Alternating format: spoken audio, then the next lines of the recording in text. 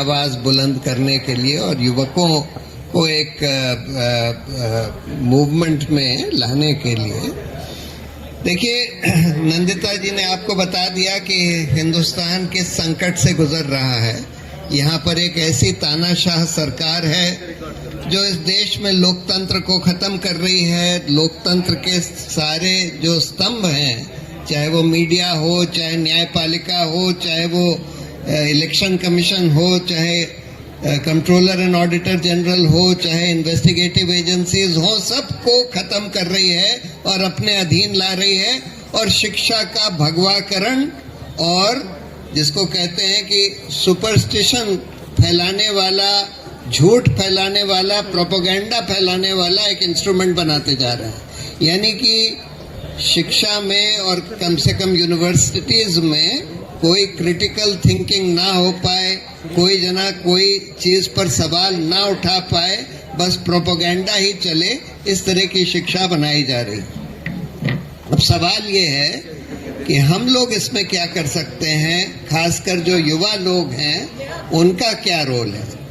देखिए, आज इस देश में कई ऐसे आंदोलन हुए हैं जिसमें युवाओं ने ही अगुवाई करी।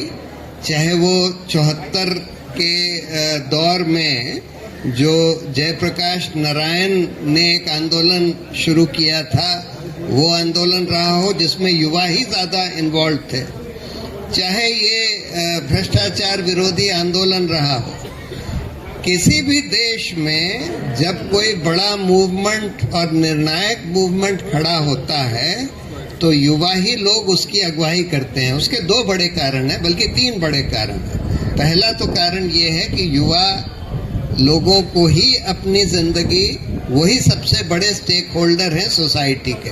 हम लोगों की तो जिंदगी चलिए काफी खत्म हो चुकी है, लेकिन युवाओं की तो पूरी जिंदगी उनके सामने है। तो अगर इस देश में लोकतंत्र खत्म होता है, सभ्यता खत्म होती है, क्योंकि इस देश में सिर्फ लोकतंत्र ही नहीं, सभ्यता ही खत्म करी जा रही है। अगर खत्म होती है तो उसका सबसे बड़ा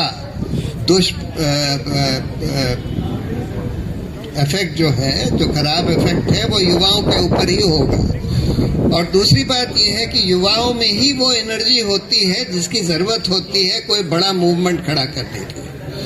तो आज इस देश में बहुत सारे मुद्दे हैं। हमारे देश में लोकतंत्र को जिस तरह से कुचला जा रहा है, जिस तरह से सांप्रदायिकता फैलाई जा रही है, नफरत फैलाई जा रही है, झूठ फैलाया जा रहा है, सब चीजों के बारे में आंदोलन खड़ा किया जा सकता है। लेकिन एक वो आंदोलन है जो बेरोजगारी का है, जो कि सीधा सीधा युवाओं को अफेक्ट करता है, जो इतनी बड़ी समस्या हो गई है देश में बेरोजगारी की, उस पर तो बिल्कुल पूरा देश तैयार है, समाज तैयार है।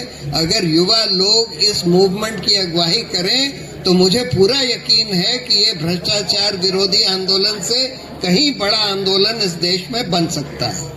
और इसके 4 स्तंभ, मेरी राय में 4 स्तंभ होने चाहिए बेरोजगारी के आंदोलन के। पहला तो ये कि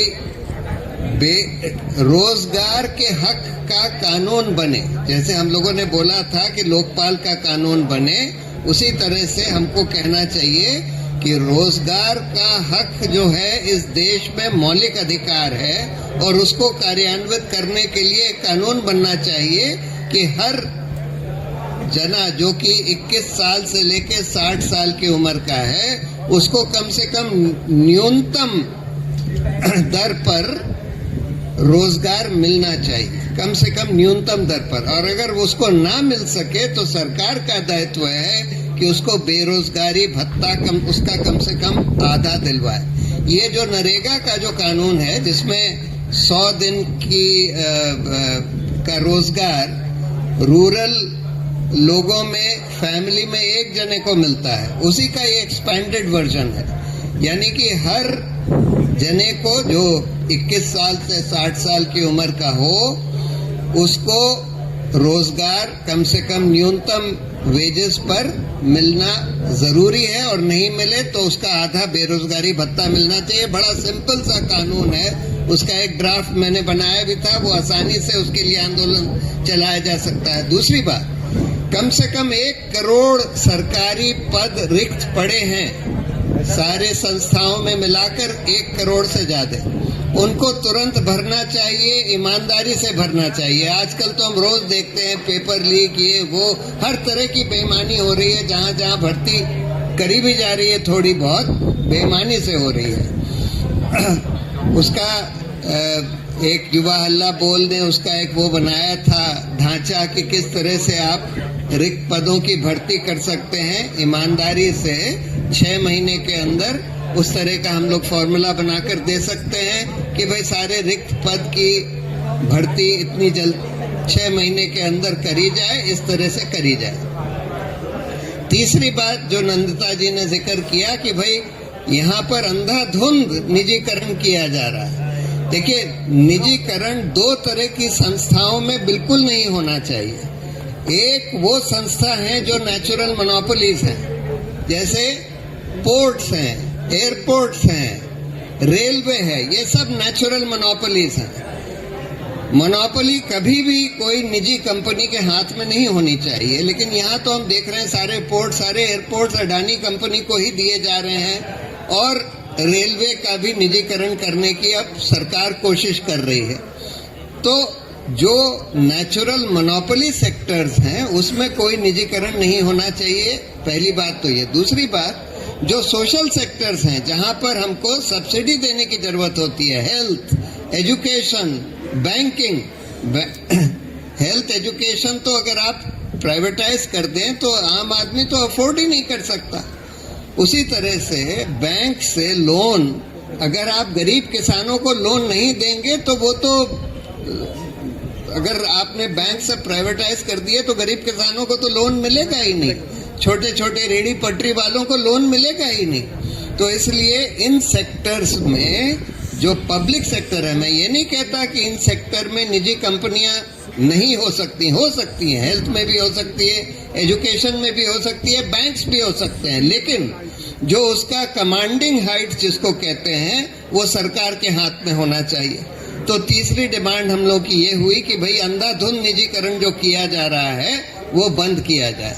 और चौथा ये कि आज बहुत बड़े संख्या में रेगुलर परमानेंट जॉब्स को कॉन्ट्रैक्ट पर दिया जा रहा है। टीचर्स के जॉब्स को, जो कि परमानेंट जॉब्स होते हैं, उनको कॉन्ट्रैक्ट पर दिया जा रहा है। इतने सारे प्राइवेट सेक्टर, पब्लिक सेक्टर दोनों में परमानेंट जॉब्स का कॉन्ट्रैक्चुअलाइजेशन किया जा रहा है और बहुत हो गया है। ये सब बंद होना चाहिए, रेगुलर जॉब्स होने चाहिए। तो इन 4 स्तंभों के ऊपर हम लोग, कम से कम युवा वर्ग जो है, एक बहुत बड़ा आंदोलन इस देश में खड़ा कर सकता है, बहुत जरूरी है। एक लास्ट चीज मैं कहना चाहता था, देखिए, अगर वैसे ही हमारे देश में लोकतंत्र को खत्म करने की पूरी कोशिश करी जा रही है, अब हम देख रहे हैं कि इलेक्शंस तो फ्री एंड फेयर होते ही नहीं हैं, क्योंकि जो रूलिंग पार्टी है उसके पास बेइंतहा पैसा है, सारी और पार्टियों से मिलाकर उससे भी दुगना पैसा है।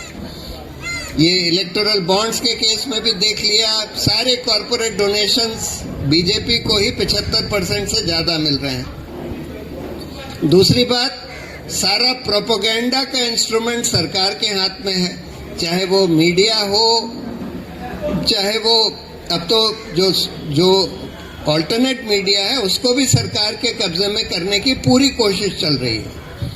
तो ये सब तो जो कहते हैं कि लेवल प्लेइंग फील्ड इन्होंने छोड़ी ही नहीं है चुनावों की, लेकिन जो सबसे बड़ा खतरा है, इसके बावजूद भी मेरा मानना है कि अगर आज ईमानदारी से बगैर ईवीएम के चुनाव हो जाए तो आज बीजेपी जीत नहीं सकती। लेकिन ईवीएम के बारे में, एक इलेक्ट्रॉनिक वोटिंग मशीन के बारे में एक बहुत ही बढ़िया एक सिटीजन्स कमीशन बना जस्टिस लोकुर के नेतृत्व में। उन्होंने रिपोर्ट दी सारे दुनिया के सबसे बड़े एक्सपर्ट्स की राय सुनकर कि भाई ये जो वोटिंग मशीन्स का जो डिजाइन है वो ऐसा है कि इसमें मैनिपुलेशन आसानी से किया जा सकता है, ये रिलायबल नहीं है। और करीब करीब सारे देशों में, दुनिया भर में ईवीएम्स अब हटाए जा चुके हैं, वापस पेपर बैलेट पे आया जा चुका है। हाल में बांग्लादेश में भी हुआ। जर्मनी के तो कॉन्स्टिट्यूशनल कोर्ट ने फैसला देकर बोला कि इलेक्ट्रॉनिक वोटिंग मशीन नहीं लगाई जा सकती। लेकिन यही लोग पहले जब ऑपोजिशन में थे तो डिमांड करते थे कि इलेक्ट्रॉनिक वोटिंग मशीन्स को हटाइए। अब ये सत्ता में आ गए हैं और 2017 में जो वीवीपैट मशीन है उसका भी डिजाइन बदल दिया। उसमें एक ट्रांसपेरेंट शीशा था, उसको हटाकर एक ब्लैक ओपेक शीशा लगा दिया, जिससे कि आप बाहर से अंदर देख ही नहीं सकते कि उस वीवीपैट मशीन के अंदर क्या हो रहा है, जब तक अंदर से एक लाइट बल्ब ना जले जो सिर्फ 7 सेकंड के लिए जलता है और उसके बाद बंद हो जाता है। उसके बाद आपको पता नहीं कि उसमें क्या छपता है क्या नहीं छपता। तो इसलिए ये बहुत अनरिलायबल है। हम लोगों को एक बड़ा आंदोलन, धीरे धीरे ये आंदोलन कुछ वकीलों ने और कुछ और लोगों ने छेड़ा हुआ है और बड़ी तेजी से बढ़ रहा है। इसमें सारे युवा लोगों को शिरकत करने की जरूरत है कि ईवीएम हटाओ, लोकतंत्र बचाओ। तो बहुत सारे इश्यूज हैं जिसमें युवाओं को आगे आने की जरूरत है, लेकिन ये एक दो ऐसे इश्यूज हैं, एक तो रोजगार का और एक ईवीएम का, जो पूरा हमारे पूरे आर्थिक व्यवस्था और हमारे लोकतंत्र के जड़ पर जाता है। इस पर तो तुरंत युवाओं को सड़कों पर उतरना चाहिए। यही मैं सब कहना चाहता था।